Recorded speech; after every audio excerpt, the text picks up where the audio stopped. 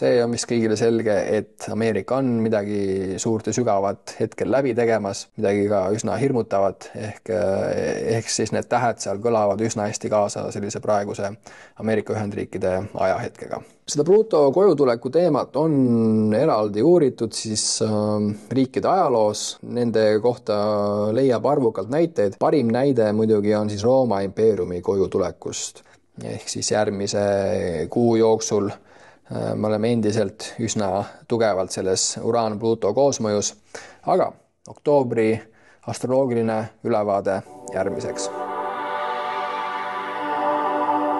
Käes on oktoobrikuu ja aeg vaadata oktoobrikuu astroloogilist prognoosi.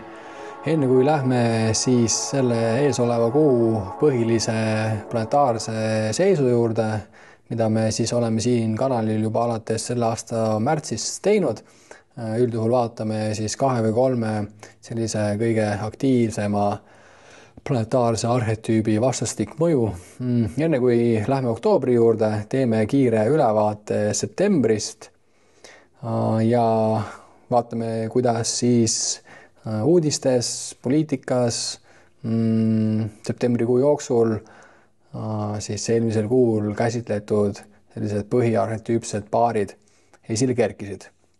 Ehk siis käsil on septembrikuu ülevaade või siis tagasivaade.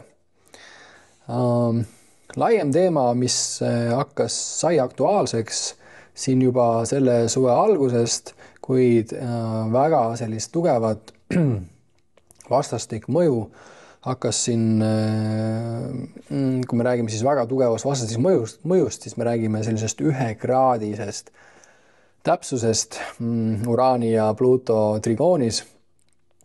Sellise 1-kraadise täpsuse, see kraadide täpsus siin on vasakul skaalal näha, et sellist 1-kraadist täpsust siis Uraan-Pluto trigoon, ehk see on siis selline harmooniline või tugevalt koos toimiv aspekt või suhe Uraani ja Pluto vahel. See saavutas siis oma sellist 1-kraadist täpsust siin augusti keskel ja kuna hetkel ongi selle video raames siin vaatluse all septembrikuu, siis ongi näha, kuidas siin sellises kõige tugevamas oma haripunktis selle praeguse laine ajal ongi ta siis selle aasta septembris ja siin uudistest on ka siis näha väga hästi, kuidas see Uraan ja Pluto trigoon 2025 aasta, see nii-öelda esimene laine, see Uraan-Pluto trigoon on aktuaalne siin järgmisel 3-4 aastal, et sellest tuleb palju juttu ja ma arvan, et rohkem tuleb siis juttu ka nendel hetkedel, kui ta on siin oma nende laineharjade tipu juures. Hetkel me oleme siin oktoobri alguses, et me hakkame sellest 1-kraadisest täpsusest välja minema, kuid ülioluline on rõhutada, et oma sellises 1-kraadises või siis isegi 3-kraadise täpsuse juures on väga tugevalt siis need 2 arhetüüpi sellises allpool, kui tähed on seal ülevalpool, et see hermeetiline aktsioom, kuidas ülal nõnda all või et see kõik hingab koos. Selle 1-kraadise ja 3-kraadise täpsuse ajal on siis need ilmingud siin maa peal väga hästi näha.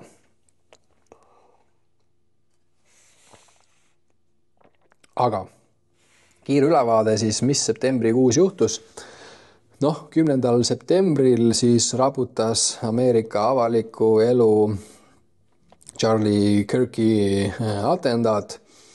Ma kuulsin ütluseid, et see atendaat šokeeris Ameerika ühiskonda veel rohkemgi kui näiteks atendaadi katsed siis president Donald Trumpi suunas. Miks siis nii, sest presidente on Ameerika ajaloos eelnevalt tapetud, kuid ühe sellise 30-aastase pereisa, kes oli selline meisterväitleja ja käis ülikooli linnakutes väitlemas tudengitega, et selline rahumeelse inimese mõrvamine Ameerika ühiskonnas tekitas palju laineid ja on üsnagi ebatavapärane. Miks siis selline kaos hetkel on Ameerika Ühendriikides vallandumas? see on üks teema, millest ma olen tahtnud siin kanalil ka rohkem rääkida, milleks on siis Ameerika nii-öelda Pluto kojutulek, USA siis Pluto Return inglise keeles. Mis see Pluto kojutulek siis endast ka täpsemini tähendab? See tähendab seda, et umbes 248 aastat tagasi, siis aastal 1776, kui kirjutati alla Ameerika iseseisvusdeklaratsioon, seda võib siis pidada Ameerika sünnihetkeks.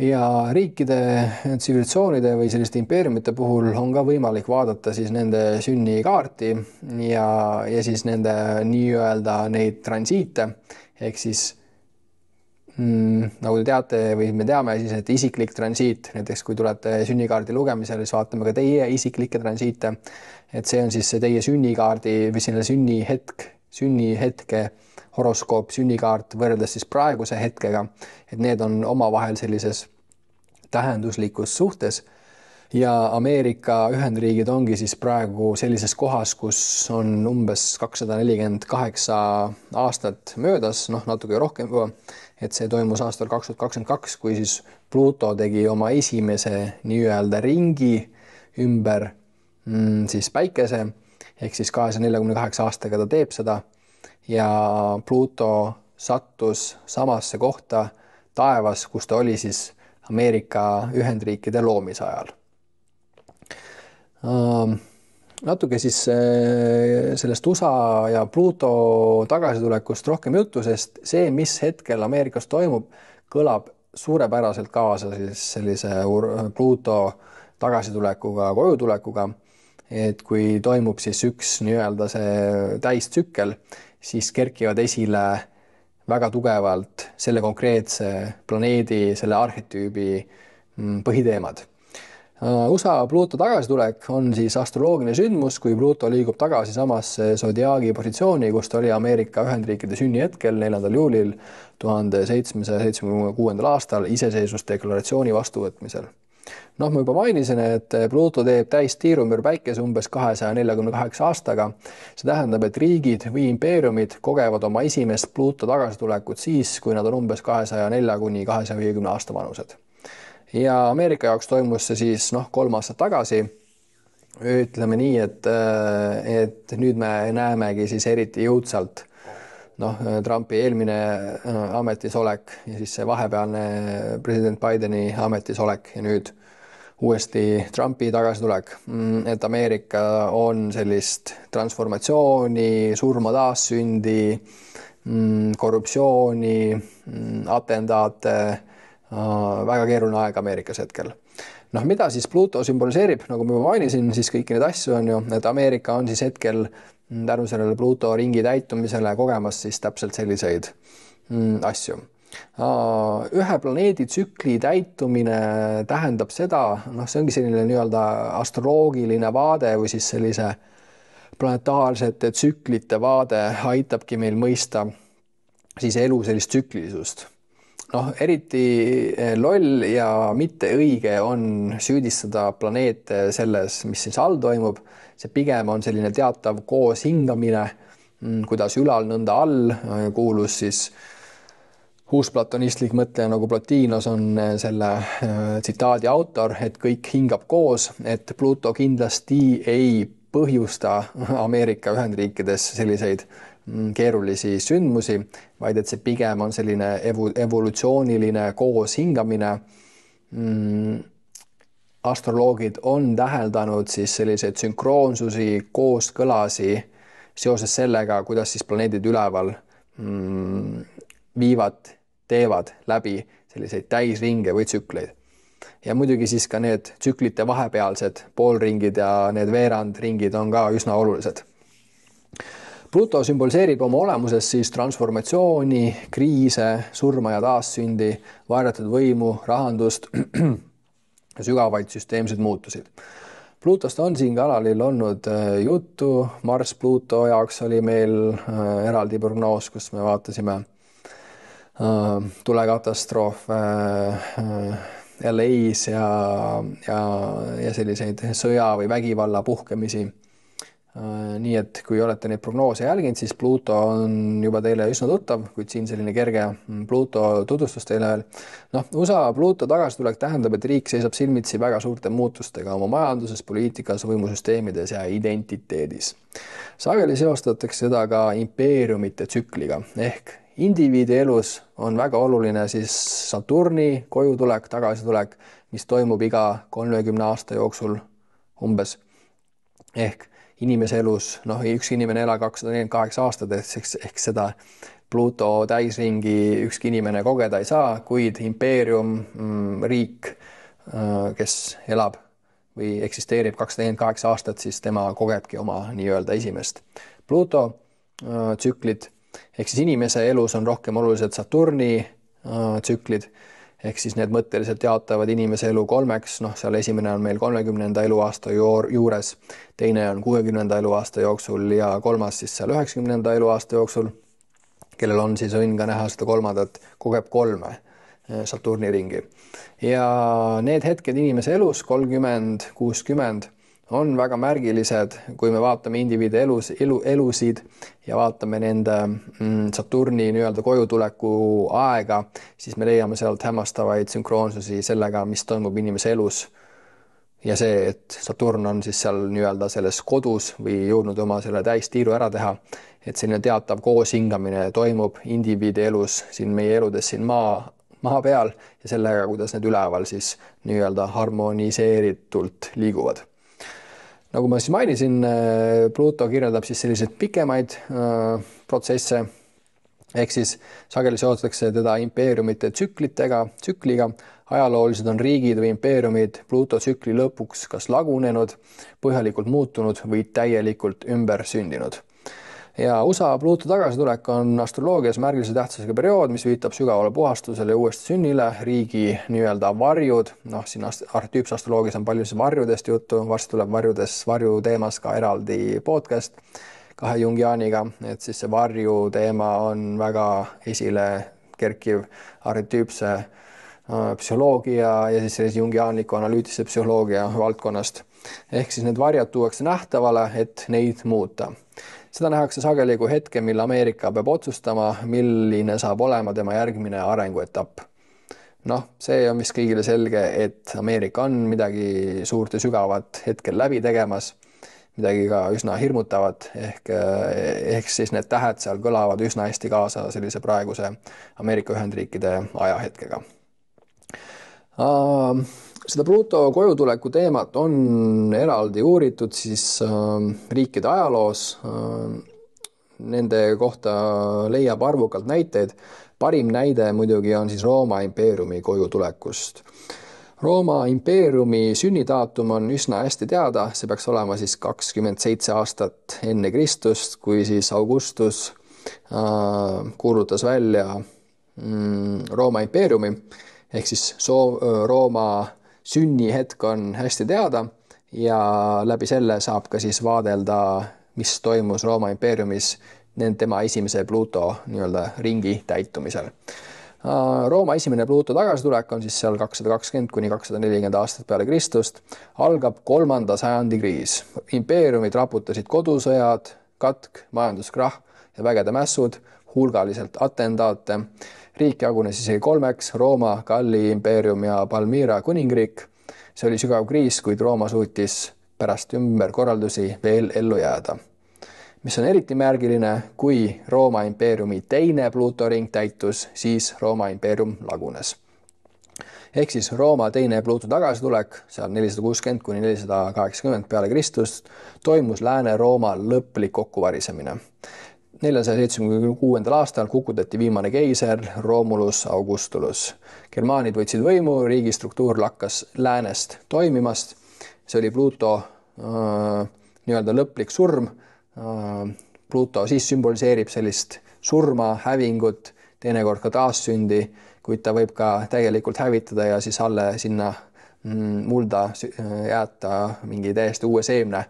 Ehk siis Vana-Rooma kadus, kuid Bütsantsi Rooma kultuur elasid edasi. Ehk siis sellised hämmastavad sünkroonsused riikide impeeriumite ajaloos seoses siis selle Pluto tsükliga. Teine väga oluline teema siis, miks Ameerika on sellises transformatsiooni, taassünni, uudsuse, tehnoloogilise murrangu künnil hetkel, on sellepärast, et just praegu on siis ka Ameerika Ühendriigil toimumas uraani 3. tagasitulek või siis nii-öelda see kojutulek või siis see uraani return inglise keeles. USA uraani või siis uraanuse tsüklid, esimene uraani tagasitulek korreleerus siis Ameerika kodusõja puhkemisega. Üles kerkisid teemad nagu orjuse küsimus, riigi lõhenemine põhja ja lõuna vahel, võitlus vabaduse ja inimõiguste nimel. Uraan tõi siis kaasa radikaalse lõhestumise ja uuesti sünni Ameerika Ühendriikides. Ehk uraani siis see tsükkel on seal 84 aastat, võtab tal aega, et tiir ära teha, kiiremini kui siis Plutol.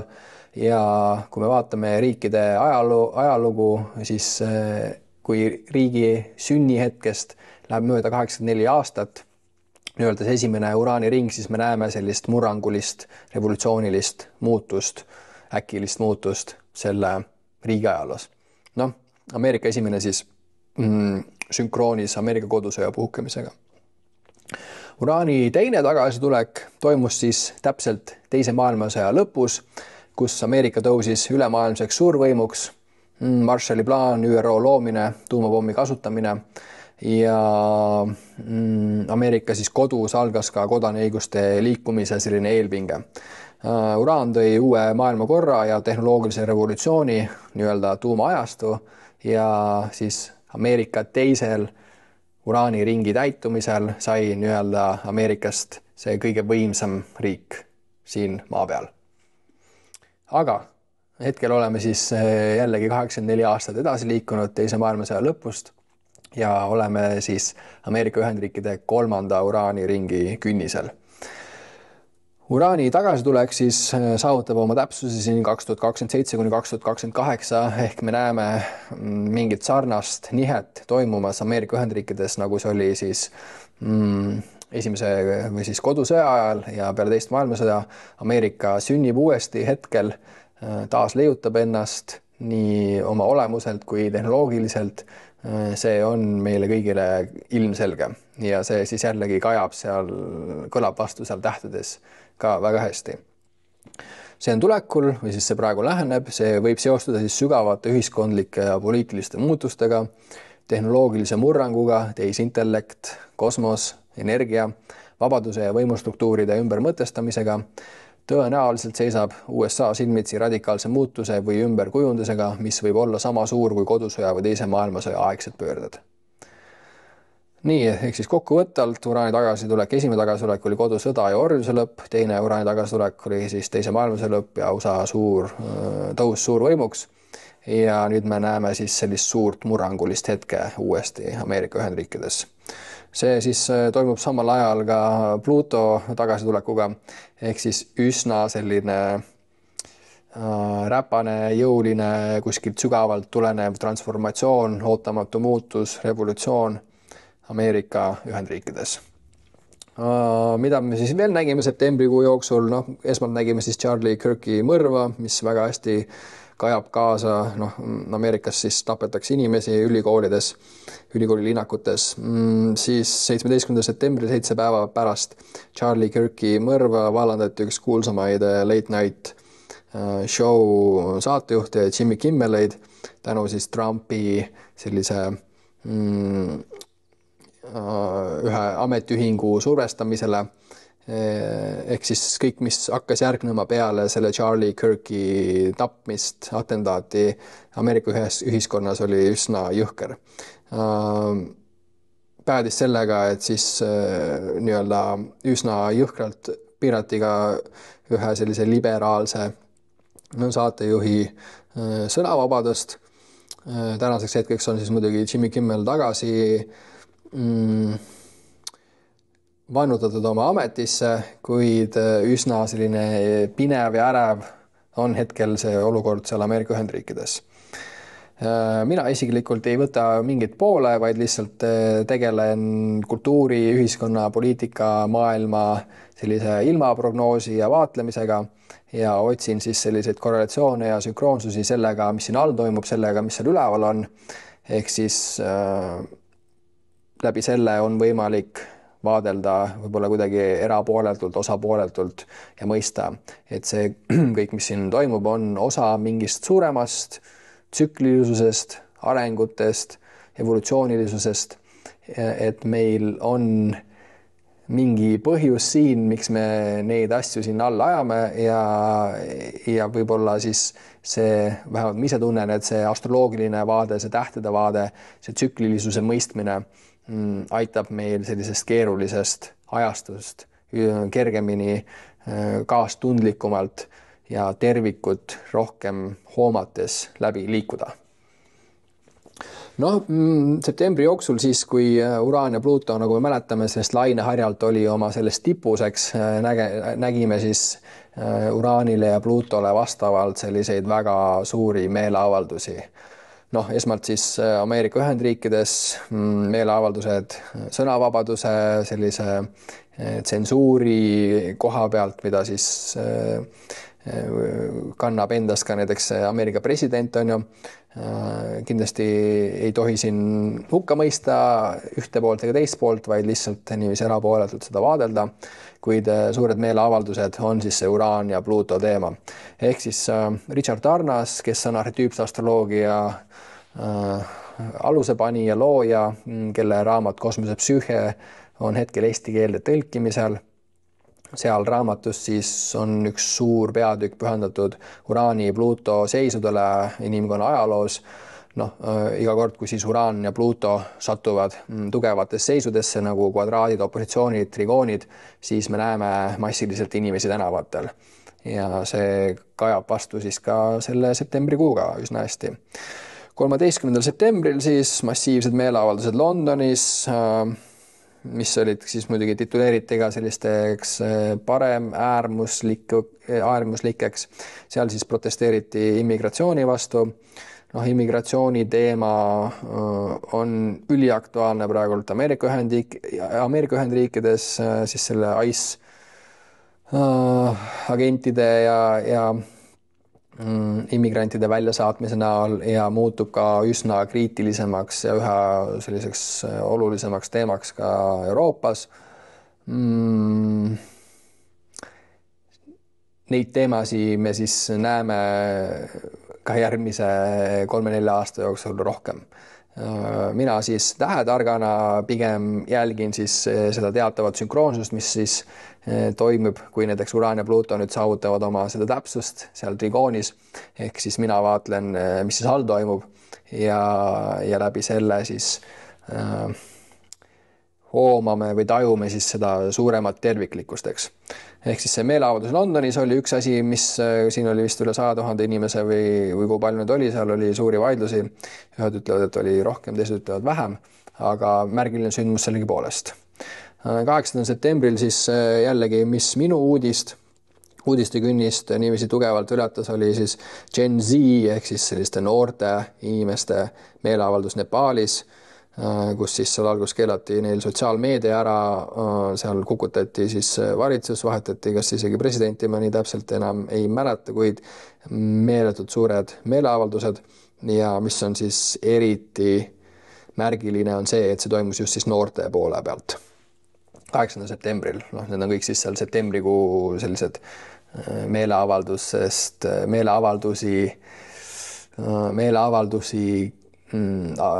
näited siis meeleavaldustest, eks ju. Nii, Uraan, Pluuto, trigoon 2025. Siin me siis näeme siin septembrikuu siin selles vahemikus, oma sellises kõige suuremas haripunktis nägime ka siis hetkel selliseid kõige suuremaid meeleavaldusi ja nüüd siin oktoobris hakkab see 1-kraadine täpsus alla minema, kuid ta on endiselt 1 kraad on ülitugev täpsus nende vahel. Ehk siin, kui võtame siis selle hetke horoskoobi lahti, siis me näeme, et siin 1. oktoobril on see 1-kraadine täpsus või isegi vähem kui 1 kraadi. Ehk siis siin järgmise, kui me võtame siin päevade kaupa, ehk siis järgmise kuu jooksul me oleme endiselt üsna tugevalt selles Uraan-Pluto koosmõjus, ehk kui siit vaadata seda suuremat pilti, siin see lilla laine on siis Uraan-Pluto trigoon, ehk ja siin on praegu 3-kraadise selle vahega siin vasakul ääres määratletud, ehk siis me näemegi, et see esimene laine, nüüd me saime seda Uraan-Plutot siin tunda eriti jõuliselt nüüd siin septembris ja nagu te näete, siis neid laine harjapunkte tuleb siin kuni aastani 2029 veel 1, 2, 3, 4, 5, 6 korda. Ehk siis need lained siin näitavad seda, mil Uraan ja Pluto saavutavad siis seda 3-kraadist trigooni täpsust, ehk siis nendel ajaperioodidel on kõige märgatavamalt ja tugevamalt näha nende 2 planetaarse arhetüübise koosmõju siin allpool. Muidugi, kui see lainehari liigub jällegi allapoole, siis asjad keevad ikkagi vaikselt edasi, podisevad, kuniks nad siis saavutavad neid laineharja punkti tippe ja nendel hetkedel siis me näeme neid ilminguid ka kõige jõulisemalt nii-öelda siin maises elus. Uraan-Pluto siis nagu näete on väga aktuaalne järgmisel aastal 2026, siin need 2 suurt laineharja ja siis ka muidugi aastal 2027, ka aastal 2028 ja siis aasta 2029 alguses hakkame siis sellest Uraan-Pluto trigoonist välja minema. Üks asi, mida siis sellega alati on näha, on see, et on massiivselt inimesed tänaval, Uraan on revolutsioon, muutus, soov vabaduse, uuenduse, muutuste järele. Pluto on siis selline sügav loodusjõud, selline masse haarav, looduse sügav, instinktiivne, hävitav jõud. Need 2 on hetkel koos trigoonis, see on selline harmooniline seis, mis aitab neid 2 edasi, aitab nendel 2 niiviisi koos toimel tugevalt midagi korda saata. Teine asi, mida Uraan endas ka tugevalt kannab, on tehnoloogiline revolutsioon, ootamatu äkiline muutus, siis kogu selle AI tehisaru, ma arvan, et me hetkel oleme siis ja siin järgmise siis 3-4 aasta jooksul me näeme tohutuid suuri arenguid tehisaru valdkonnas. Uraan on seotud ka tehnoloogiaga, äkiline tehnoloogiline muutus, Pluto jällegi sügavus väga hästi kajab vastu siis ka see tehisaru tehnoloogia tohutu kiire areng siin, mis on nüüd toimunud siin paari aasta jooksul ja nüüd tont teab, kuhu me selle tehisaruga siin juba aasta-2 välja jõuame, eks. Aga kui natuke siis veel Richard Tarnase kirjeldustest veel sellist värvi anda siis nendele 2, et milline see Uraan-Pluto trigoon siin hakkab järgneval 3-4 aastal välja nägema, siis midagi sellist. Sügav püüdlus muutuste, reformide ja transformatsiooni poole. Võimas impulss uue loomiseks. Osalemiseks evolutsioonilistes ja revolutsioonilistes muutustes nii oma elus kui ka kollektiivses elus. Kunstiline ja teaduslik leidlikkus ja loovus, tehnoloogilised eksperimendid, innovatsioon ja areng. Püüdlus sotsiaalse õigluse reformi, võrdsuse ja vabaduse, kultuurilise ja poliitilise vabanemise, ökoloogilise teadlikkuse, seksuaalse vabaduse poole. Sügavama ühenduse ärkamine kehaga, instinktidega ja loodusmaailmaga. Suurem kogemuslik intensiivsus, elu parandaval viisil alla surutud energiate aktiveerimine. Uus juurdepääs oma psühholoogilistele sügavustele, perinataalsed kogemused, võime läbida sügavaid langusi suurema teadlikkuse, vabaduse ja transformatsiooni nimel. Nooruslike energiate ja vastukultuuriliste impulsside ärkamine. Gen Z siis Mass Nepaalis üsna hästi kirjeldab seda viimast siin. Nooruslike energiate ja vastukultuuriliste, kontrakultuuriliste impulsside ärkamine. Neid me näeme siis siin üha enam järgmisel 3-4 aastal. Tunne, et ollakse ühenduses suuremate põlvkondlike ajalooliste ja evolutsiooniliste impulssidega, mis kujundavad sügavat kollektiivset psüühet.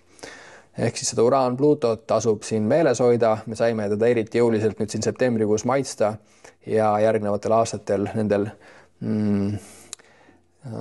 lainete tippudel me näeme neid veel, ehk siis järgmise aasta juunikuust saavutavad nad uuesti siis seda 3-kraadist täpsust ja siis ta püsib selles 3-kraadises täpsuses järgmise aasta juunist kuni järgmise aasta lõpuni.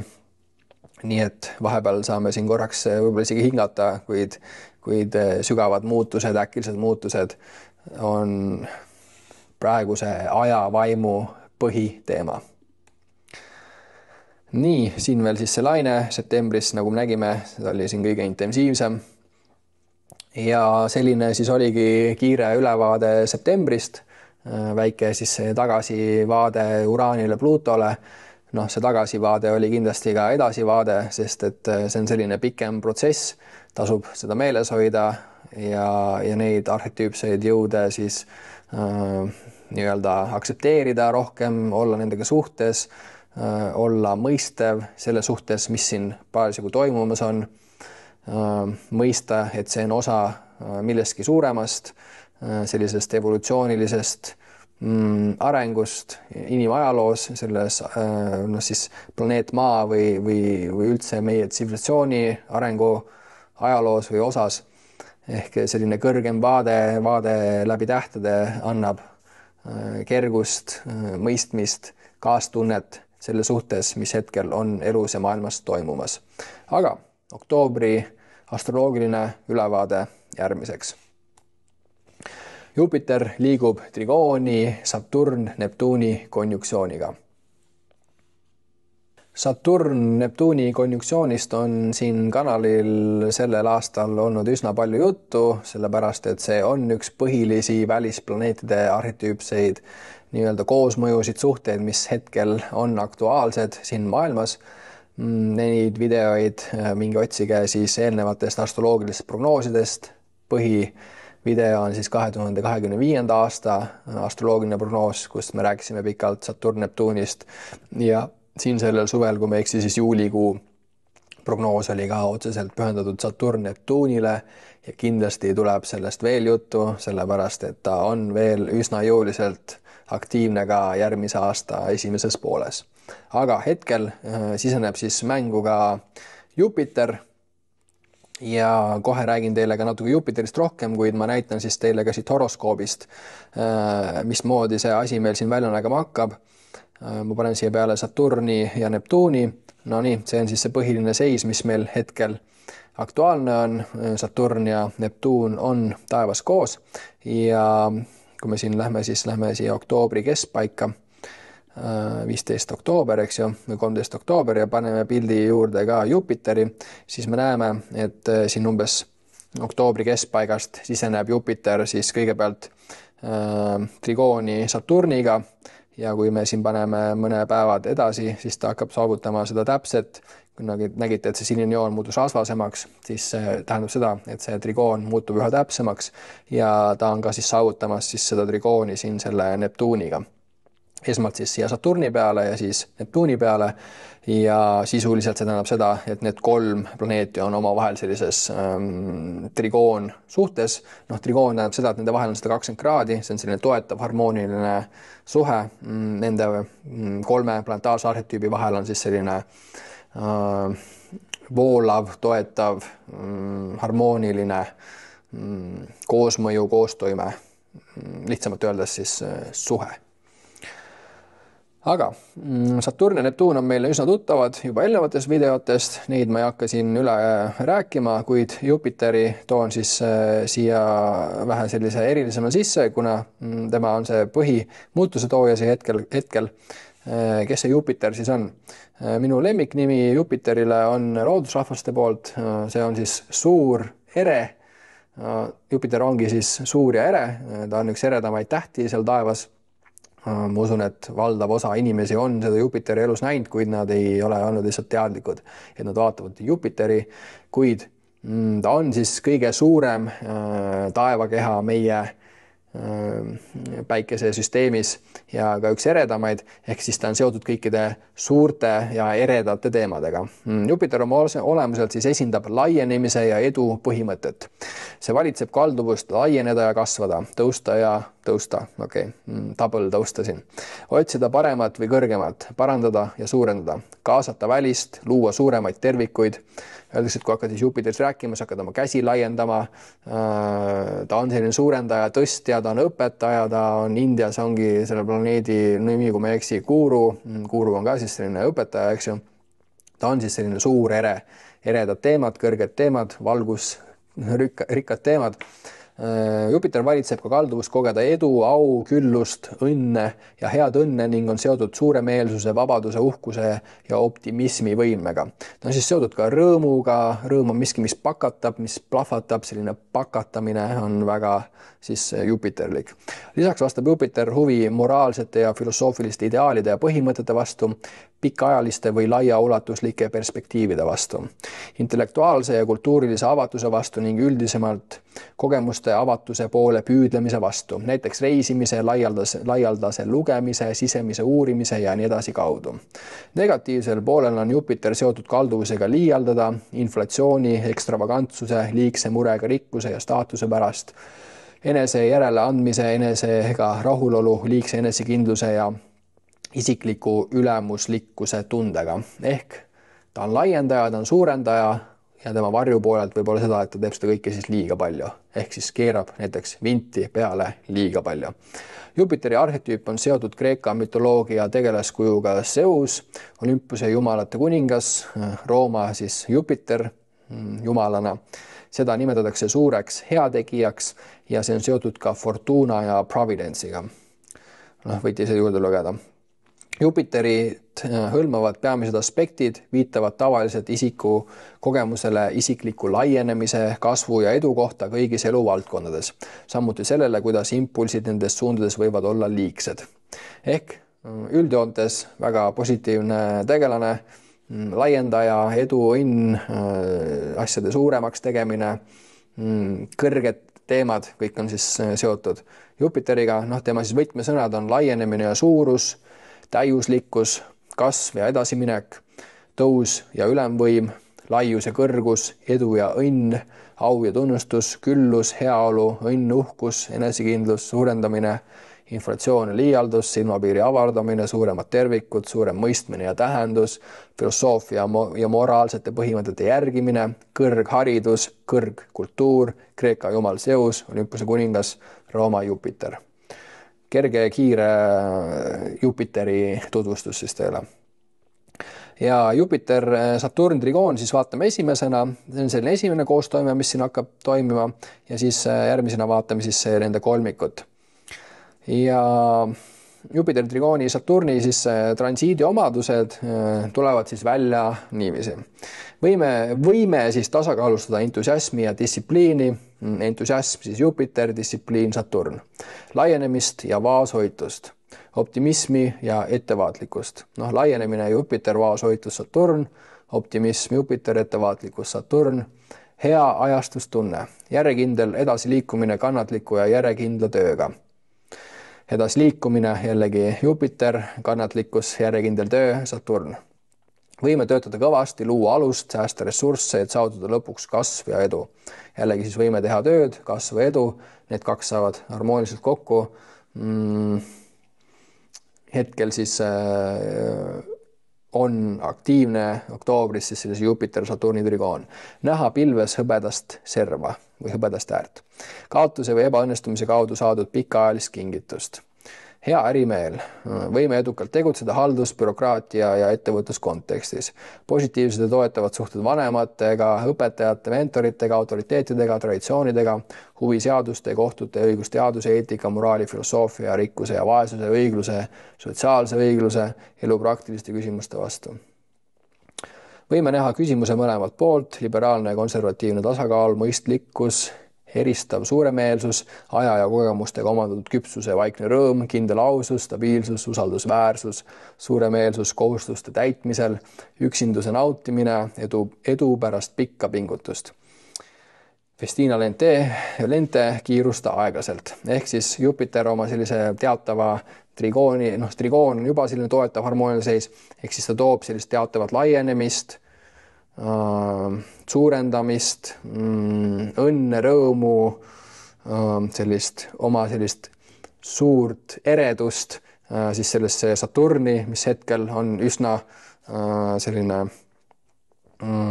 laastav mingis mõttes, see reaalsus on üsna raske hetkel, seda on tunda inimestest, seda on tunda reaalsusest endast, see igapäevane reaalne maailm on üsna morbiidne, raske, rõhuv, suruv, kõik see Saturn on, see hetkene aeg on üsna raske, eks.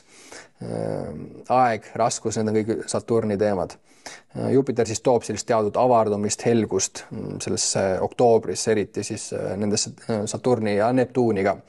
Aga siin siis veel horoskoobis seda näha, kuidas see Jupiter siin on trigoonis siis sellesse hetkesesse põhiajavaimu, millest on siin ka nendes prognoosides on palju juttu. Järgmise aasta esimeses pooles plaanin veel süvendatumalt siis sellesse teemasse sisse tulla. Olen üsna palju aega pühendanud Saturn Neptuunile. Mõned üllatused ka varuks, kuidas siis veel süvendatumalt sellesse teemale läheneda. Jupiter, Saturn, Neptuun siis, et järgmisena vaatame seda kolmikut, eks ju, kes meil siin praegu koos on, et kuidas see kolmik siis nii-öelda positiivselt, me siin räägime ka siis sellisest sinisest seisust trigoonist, et see on selline toetav harmooniline seis, pigem just positiivne. Et positiivsus siis on nüüd viimasel ajal, ma arvan, väga oodatud, eks. Kuidas ta siis välja tuleb? Filosoofiline ja vaimne küpsus, praktiline idealism ja kaastunne, tasakaalu ja alandlikkuse müstiline ülistamine, teadlikkus raskuste ja väljakutsete positiivsetest külgedest. Tasub meeles hoida. Praktiline kaastunne ja idealism, mõõdukas ja püsiv optimism, pettumust tekitavad pretensioonid ja illusioonid, inimese tasakaalu ja kuldse kesktee ülistamine. Võime väljendada oma kujutlusvõimet vormis distsiplineeritud unenäotöö, teadlikkus raskuste ja väljakutsete positiivsetest külgedest. Ehk siis Saturn Neptuuni puhul me oleme ka sellest palju rääkinud, ehk see on selline keeruline aeg, kus ühelt poolt meie selline reaalne business as usual, see maailmakord on hägunemas, lahustumas, see Neptuun siis ühelt poolt hägustamas, lahustamas seda, see oma selline veelik, pooriline, illusiooniline, ideaalne on siis seda reaalset maailma siin hägustamas, lõhkumas mingis mõttes. Aga siis see Jupiter aitab meil sellest näha nii-öelda seda positiivset, eks. Ehk siis teadlikkus selliste raskuste ja väljakutsete positiivsetest külgedest. Edith Wharton, kes siis on sündinud Jupiter-Saturn opositsioonis Neptuuniga, tihti siis inimesed, kes on sündinud näiteks sellisel ajal nagu praegu või varem ajaloos sarnasel planetaarse seisu ajal, kus need kolm on taevas koos, siis need inimesed kannavad ka seda ajavaimu eriti tugevalt endaga kaasas, eriti siis sellised erilisemad inimesed, kirjanikud, teadlased. Edith Whartoni siis selline tsitaat, mis kajab kaasa siis Neptuun, Saturn, Jupiterile, on elu on kas alati köiel kõnd või sulevoodi. Ma valin köiel kõnni.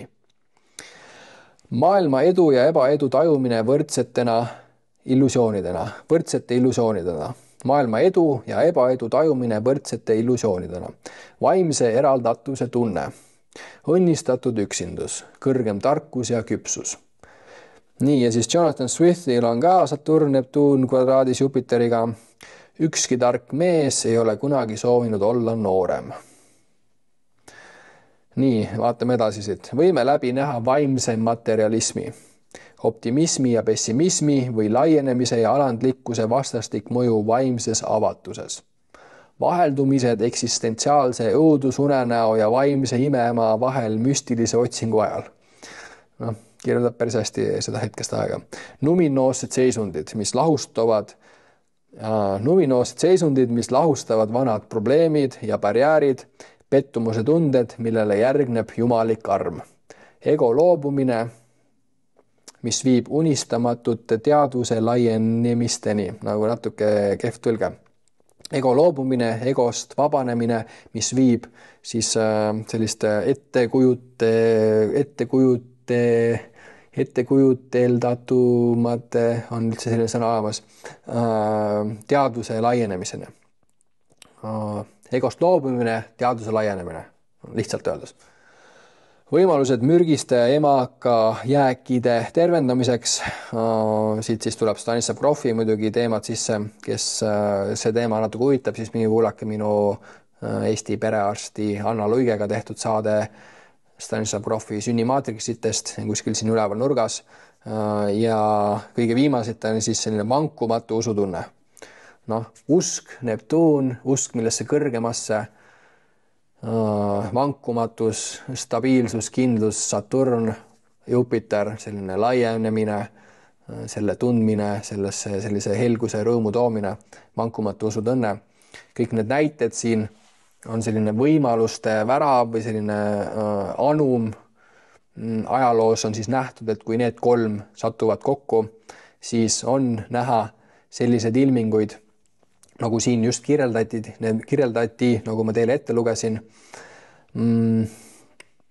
Läbi selle siis on võimalik, läbi nende planetaarsete välisplaneetide põhisuhete on võimalik tajuda seda hetkest aja vaimu, kus me elame. Läbi selle siis seda rohkem vastu võtta. Võib-olla asja mõte ei ole siis süüdistada planeete selles, mis hetkel toimub, ma ei tea, kas siin tsivilisatsioonis või ühiskonnas või meie endide eludes, ehk neid transiite, mida me siin hetkel vaatasime, on võimalik ka vaadelda siis meie indiviidide elus. Kui te seda soovite teha, siis tulge minu juurde sünnikaardi konsultatsioonile. Olen neid juba siin rohkem kui aasta professionaalselt pakkunud, astroloogiaga tegelenud juba siin 2020. aastast. Astroloogiline konsultatsioon on üks tõhusamaid viise süvendada suhet iseendaga ja nagu te siit nendest prognoosidest näete, siis ka meist välisega. Ta võimaldab meil luua sellist suuremat pilti välisest ja ka sisemisest, sellest mikrokosmosest ja makrokosmosest, sellest, mis siin all on ja sellest, mis seal üleval on. Selline traditsionaalne konsultatsioon, kus me vaatame teie sünnikaarti, kestab 1,5 tundi, seal me vaatame ka teie isiklikke transiite, ehk siis seda, kuidas teie sünnihetk on suhtes sellega, mis praegu on taevas, ehk siis sealt on alati ka näha sellised hämmastavad sünkroonsused meie indiviidi eludes, et kuidagi me hingame koos nende tähtedega.